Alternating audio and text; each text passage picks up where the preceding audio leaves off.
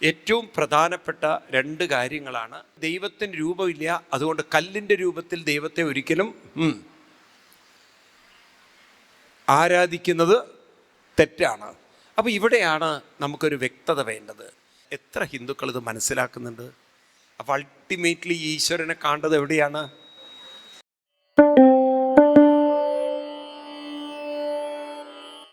യോഗസ്യ ഭക്ഷണം ലക്ഷ്യേ സബീജസ്യതിമാത്മജേ മനോ യേനൈവ വിധിനാ പ്രസന്നം യാതി സത്പദം. അമ്മയ്ക്ക് പറഞ്ഞു കൊടുക്കുകയാണ്, അമ്മയുടെ ജീവിതത്തിൽ അമ്മ എന്ത് ചെയ്യണം? പ്രസന്നം യാതി സത്പദം, പ്രസന്നത, പൂർണ്ണത കൈവരിക്കണം എന്നുണ്ടെങ്കിൽ യോഗസ്യ ഭക്ഷണം, അമ്മ അനുഷ്ഠിക്കേണ്ട യോഗത്തെ ഞാൻ പറഞ്ഞു തരാം. എന്തൊക്കെയാണ് അമ്മ അനുഷ്ഠിക്കേണ്ടതെന്ന്. അപ്പം നമ്മളുണ്ടല്ലോ, പലപ്പോഴും നമുക്ക് ആരും ഇത്തരം കാര്യങ്ങൾ ഒരു വ്യക്തതയിൽ പറഞ്ഞു തരുന്നില്ല. നമ്മൾ കുട്ടികൾക്കും പറഞ്ഞു കൊടുക്കാത്തത് കൊണ്ടാണ്. ഇപ്പം എന്തൊക്കെയാണ് പറയണത്? സ്വധർമാചരണം. ആദ്യം എന്ത് വേണം? ഏറ്റവും പ്രധാനപ്പെട്ട രണ്ട് കാര്യങ്ങളാണ് കൃത്യനിഷ്ഠയും, പറയൂ, അനുഷ്ഠാനവും. കൃത്യനിഷ്ഠയും അനുഷ്ഠാനം. ഈ അനുഷ്ഠാനത്തിൽ രണ്ട് കാര്യങ്ങളുണ്ട്, ശ്രദ്ധിക്കുക നിങ്ങൾ. ഈശ്വരനെ നമ്മൾ കാണേണ്ടത് രണ്ട് തലങ്ങളിലാണ്. ഇതിനെ പറയുക സഗുണ നിർഗുണ ഭാവങ്ങൾ എന്ന് പറയും. അപ്പം സഗുണ രൂപത്തെ കാണണം, നിർഗുണഭാവത്തെ അറിയണം. എന്താ പറഞ്ഞത്? സഗുണഭാവത്തെ കാണണം, നിർഗുണഭാവത്തെ അറിയണം. ഏതുപോലെ? ഇപ്പം നിങ്ങൾക്ക് ഷുഗർ ഉള്ളവരാണെങ്കിൽ ലഡു കാണുമ്പോൾ ഒരു കൊതി മനസ്സിൽ വരും, പക്ഷെ ഉടനെ നിങ്ങൾ അറിയും എന്ത്? ഇതധികം അകത്തേക്കാക്കിയാൽ ഷുഗർ ചിലപ്പം കൂടുന്നുള്ളത്. അപ്പം നിങ്ങൾക്ക് കാണുമ്പോൾ തന്നെ അതിൻ്റെ ഒരു അറിവുള്ളിലേക്ക് വരുന്ന പോലെ, ഇതുപോലെ നമ്മൾ 4 രീതിയിൽ വിഗ്രഹാരാധന കൊണ്ടു നടക്കണം. നമുക്ക് വിഗ്രഹത്തെ കൊണ്ടു നടക്കാൻ പോലും അറിയുന്നില്ല. വിഗ്രഹത്തെ കൊണ്ടു നടക്കുക കൈകൊണ്ട് കൊണ്ടു നടക്കല്ല, ആരാധന കൊണ്ട് നടക്കുക. കപിലൻ പറയുന്നു 29-ാം അധ്യായത്തിൽ, സാലോക്യ സാമീപ്യ സാരൂപ്യ സായൂജ്യം എന്നാണ്. ഏതൊക്കെയാണ്? സാലോക്യ, സാമീപ്യ, സാരൂപ്യ, സായൂജ്യം. ഈ വാക്ക് കപിലനാണ് ആദ്യം നമുക്ക് പറഞ്ഞു തരുന്നത്.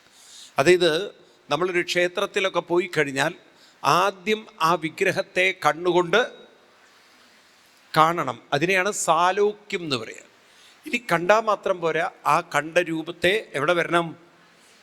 ഉള്ളിൽ കാണാൻ സാധിക്കണം. അപ്പം സാരൂപ്യമായി. പിന്നത് സാമീപ്യം, നിരന്തരം കണ്ട് എവിടെ വയ്ക്കണം? അവസാനം നാമത്തിലേക്കോ ആ രൂപത്തിൻ്റെ പാദത്തിലേക്കും സ്വയം അലിയുന്നതായി ഭാവം ചെയ്ത്, ഞാനെന്ന ഭാവമതു തോന്നായിക വേണമിഹ തോന്നുന്നതാകിലകിലും. അങ്ങനെ ക്രമേണ മനസ്സിനെ പരിശീലിപ്പിച്ചെടുക്കാൻ, മനസ്സിനെ ആരാധിക്കാൻ ഒരു ഏത് വേണം? വിഗ്രഹം. ഈ ഒരു വിഷയം ഉണ്ടല്ലോ, നമ്മൾ ഹിന്ദുക്കൾ വളരെ പഠിക്കേണ്ട ഒരു വിഷയം കൂടിയാണ്. ഹിന്ദുക്കൾക്ക് മാത്രമാണ് വിഗ്രഹാരാധന. ഇപ്പം നമ്മൾ അമ്പലങ്ങളിലൊക്കെ പോയി വരുന്നുണ്ടെങ്കിലും ഈ വിഗ്രഹാരാധന നമുക്കറിയാം, ഇതര മതങ്ങൾ പ്രത്യേകിച്ച് ഇസ്ലാം മതമെല്ലാം കർക്കശമായി എതിർക്കുകയും കളിയാക്കുകയും നിന്ദിക്കുകയും ചെയ്യുന്ന ഒന്നാണ്. ഒരുപക്ഷെ നിങ്ങൾക്കറിയോ അറിയില്ല, ഈ വിഗ്രഹാരാധന ആരാധിക്കുന്നവരെ അവർ വിളിക്കുന്ന പേര്, ഒരു പേരുണ്ട്. എന്താ അവർ വിളിക്കുന്നത്? കാഫീർ എന്ന് പറയും, ശത്രുക്കൾ എന്നൊക്കെയാണ് അവർ വിളിക്കുന്നത്. അപ്പോൾ അവർ പറയുന്നത് ദൈവത്തിന് രൂപമില്ല, അതുകൊണ്ട് കല്ലിൻ്റെ രൂപത്തിൽ ദൈവത്തെ ഒരിക്കലും ആരാധിക്കുന്നത് തെറ്റാണ്.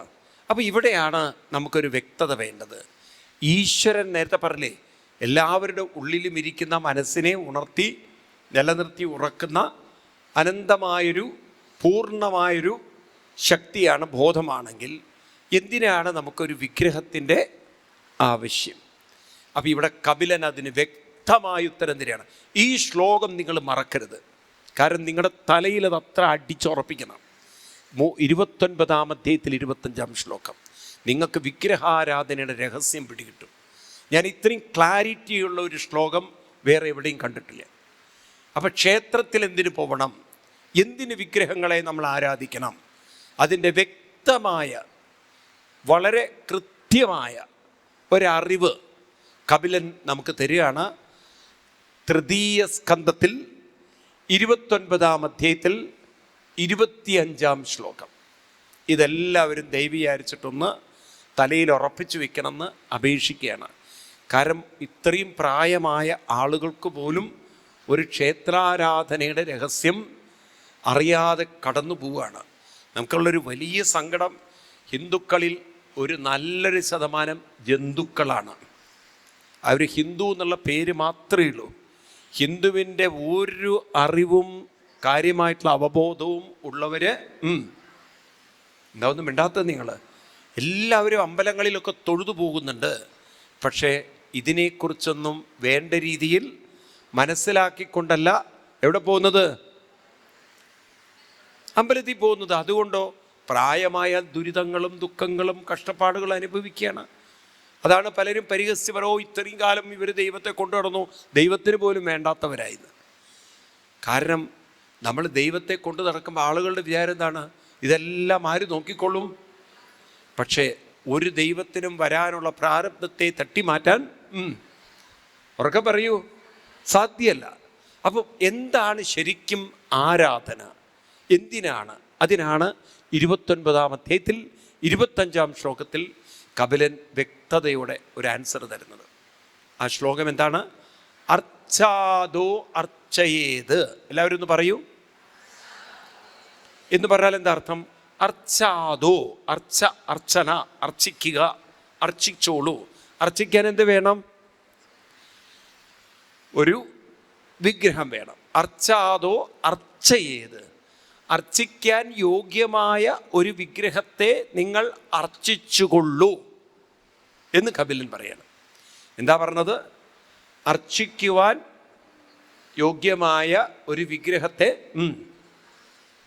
നിങ്ങൾ അർച്ചിച്ചുകൊള്ളൂ. അർച്ചാദോ അർച്ചയേത് യാവത് ഈശ്വരം മാം സ്വകർമ്മത്. നിങ്ങളുടെ കർമ്മങ്ങളിലൂടെ ഈശ്വരനായ എന്നെ ഒരു വിഗ്രഹത്തിലൂടെ അർച്ചിച്ചുകൊള്ളും. ഇനി അടുത്ത വരി എന്താണ്? എത്ര കാലം അർച്ചിക്കണം? എത്ര കാലം അർച്ചിക്കണം?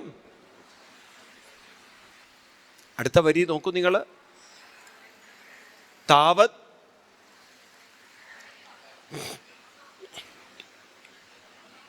അർച്ചാദോ അർച്ചയേത് താവത് ഈശ്വരമാം സ്വകർമ്മത് യാവത് ന വേദ സ്വഹൃതി. യാവത് എത്ര കാലത്തോളം. ഹൃതി, ഹൃതി പറഞ്ഞാൽ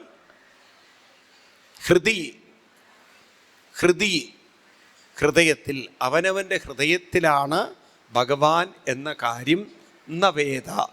നിങ്ങൾക്ക് ഉറപ്പ് കിട്ടുന്നില്ലയോ, ഉറച്ചു വരുന്നില്ലയോ? ആ ഉറപ്പ് വരുന്നത് വരെ മാത്രമേ എന്തു ആവശ്യമുള്ളൂ? എന്തിൻ്റെ ആവശ്യമുള്ളൂ? അപ്പോൾ കേവലം വിഗ്രഹത്തെ ആരാധിക്കുന്നത് പുറത്തൊരു ഈശ്വരനുണ്ടെന്ന് തെളിയിക്കാനാണോ? എന്തിനാ വെച്ചിരിക്കുന്നത്? അകത്തുള്ള ആത്മബോധത്തിലേക്ക് മനസ്സിനെ ഉയർത്താനാണ്. ഇത് എത്ര ഹിന്ദുക്കൾ ഇത് മനസ്സിലാക്കുന്നുണ്ട്? ഈ ശ്ലോകം പഠിച്ചു വയ്ക്കണ്ടേ? ഒന്നുകൂടി ചൊല്ലുന്നത്. അർച്ചാദോ അർച്ചയേത് താവത് ഈശ്വരം മാം സ്വകർമ്മത് യാവത് നവേദ സ്വഹൃതി സർവഭൂതേഷു അവസ്ഥിതം. എല്ലാ ഭൂതങ്ങളിലും നിറഞ്ഞു നിൽക്കുന്ന എന്നെ നിങ്ങളെന്ത് വേണം? ഒരു വിഗ്രഹത്തിൽ അർച്ചിച്ചുകൊള്ളൂ. പക്ഷെ ഞാൻ നിങ്ങളുടെ ഉള്ളിലാണെന്ന് ആ ഉറപ്പ് കിട്ടിക്കഴിഞ്ഞാൽ പിന്നെ നിങ്ങൾക്ക് പുറത്തേക്ക് ഒരിക്കലും നോക്കേണ്ടതായി വരില്ല. അപ്പോൾ അൾട്ടിമേറ്റ്ലി ഈശ്വരനെ കാണേണ്ടത് എവിടെയാണ്? എവിടെയാണ്? ഉള്ളിലാണ്. പുറത്ത് തൊഴുതു പോയാൽ ഈശ്വരഭക്തി ആവുമോ? പറയൂ. ഈ കാര്യം ഹിന്ദുക്കളെ ആരെങ്കിലും പഠിപ്പിച്ചു തരുന്നുണ്ടോ? ഉറക്കെ പറയൂ നിങ്ങൾ. ഇത് നിങ്ങൾ മക്കൾക്ക് പറഞ്ഞു കൊടുക്കാതെ പോയി കഴിഞ്ഞാൽ എന്തായിരിക്കും അവസ്ഥ?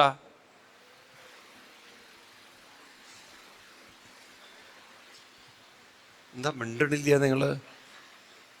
ഇത് പഠിപ്പിച്ചു കൊടുക്കാതെ പോയി കഴിഞ്ഞാൽ അവർക്ക് അവരുടെ ഉള്ളിലുള്ള ഈശ്വര വൈഭവം വല്ലതും മനസ്സിലാക്കാൻ പറ്റുമോ? പറയൂ. അതുകൊണ്ട് ഇവിടെ പറയുന്നു അർച്ചാദോ അർച്ചയേത് താവത് ഈശ്വരം മാം സ്വകർമ്മത് താവന്ന വേദ സ്വഹൃതി താവത് നവേദസ്വഹൃതി സർവഭൂതേഷപസ്ഥിതം.